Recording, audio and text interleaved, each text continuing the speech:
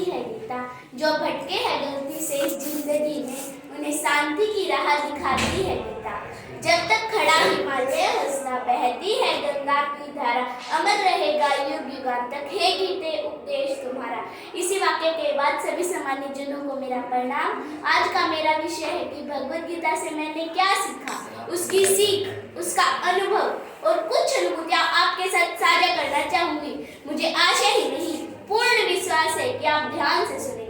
महोदय और दोस्तों, जब आप पहली बार भगवद गीता को पढ़ते हैं तो धृतराष्ट्र के रूप में पढ़ते हैं। जब धृतराष्ट्र ने पुत्र के विरोध में व्याकुल हुए, बेचैन हुए, संजय को पहले अध्याय के पहले श्लोक में कहते हैं कि धर्म क्षेत्रे कुरुक्षेत्रे संवेतायुत्सवे मामका पांडवाश्चैव किम अकुर्वत संजय। कि हे संजय, मुझे बताओ कि युद्ध की इच्छा से एकत्र हुए मेरे और पांडव पुत्र युद्ध की भूमि में क्या कर रहे हैं। दोस्तों, क्या कारण है कि कौरवों और पांडवों के बीच कुरुक्षेत्र में युद्ध हुआ? क्या कारण है कि भगवान श्री कृष्ण ने अर्जुन को गीता का ज्ञान युद्ध से ठीक पहले दिया?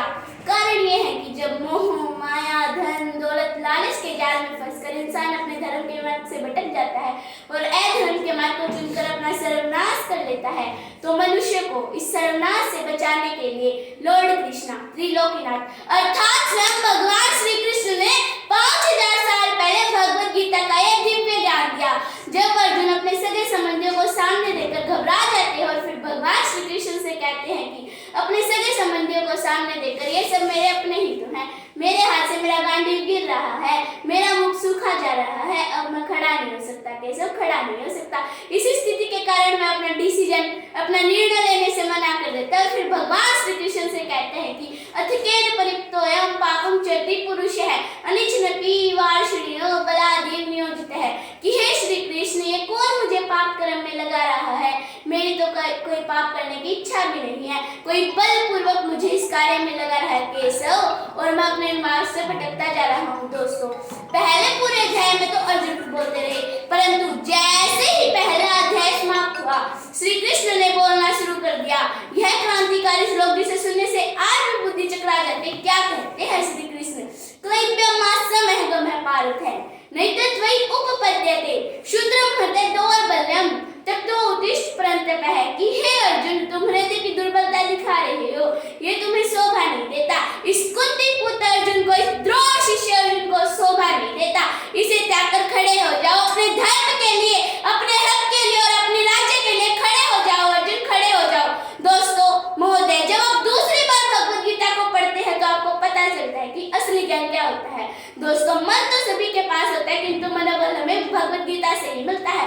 और मन में यह धारणा होनी चाहिए कि अंतिम जीत मेरी होगी, यह निश्चित परिणाम है, उसको कौन हरा पाएगा? जिसके साथ स्वयं श्री कृष्ण भगवान है। इसी विश्वास के कारण, इस सिस्टम के कारण मैं आपसे निवेदन करना चाहूंगी कि हम सबको भगवद गीता अवश्य पढ़नी चाहिए। भगवद गीता में अर्जुन प्रश्न करते हैं, श्री कृष्ण उत्तर देते हैं, अर्जुन प्रश्न करते हैं, श्री कृष्ण उत्तर देते। क्यों भगवान श्री कृष्ण ने अर्जुन के हर एक प्रश्न का उत्तर दिया? क्योंकि भगवान श्री कृष्ण चाहते थे कि युद्ध से पहले अर्जुन के मन में कोई संशय न रहे। दोस्तों महोदय, किसी भी काम को करने से पहले हमारे मन में कोई संशय, कोई डाउट नहीं रहना चाहिए, वरना वो काम हम ठीक से नहीं कर पाएंगे। इसी विश्वास के कारण, इस भगवद गीता ज्ञान के कारण चीन की यूनिवर्सिटी ने इसे प्रॉब्लम सॉल्विंग माना है, एक सब्जेक्ट के रूप में पढ़ाना शुरू किया। क्योंकि पूरी दुनिया में मैनेजमेंट के जो कंसेप्ट है वो भगवान श्री कृष्ण भगवद गीता में पहले ही दे चुके हैं। इसी विश्वास के कारण, इस भगवद गीता ज्ञान के कारण ब्रिटिश वैज्ञानिक जॉन यूनिक ने कहा है कि कोई भी वैज्ञानिक भगवद गीता में लिखे एक भी श्लोक को झूठा सिद्ध नहीं कर सकता, क्योंकि भगवद गीता सत्य है और सत्य ही सनातन है। दोस्तों, मैं तो कहती हूँ कि कोर्स से गीता हटा दीजिए और कोर्स में गीता लाइए। यकीन मानिए, तेरा मेरा, छोटा बड़ा, अपना पराया, सब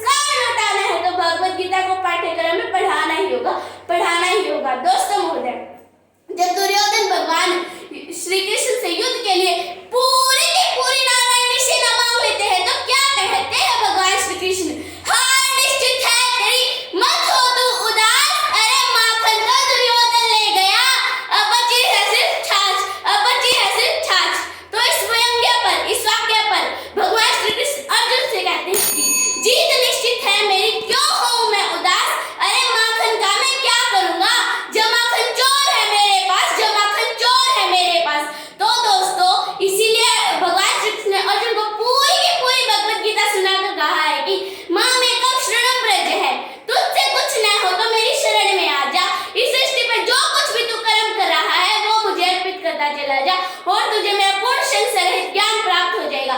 समय की सीमा को देखते हुए मैं अपनी वाणी को विराम देना चाहूंगी और अंत में यही कहना चाहूंगी कि बीत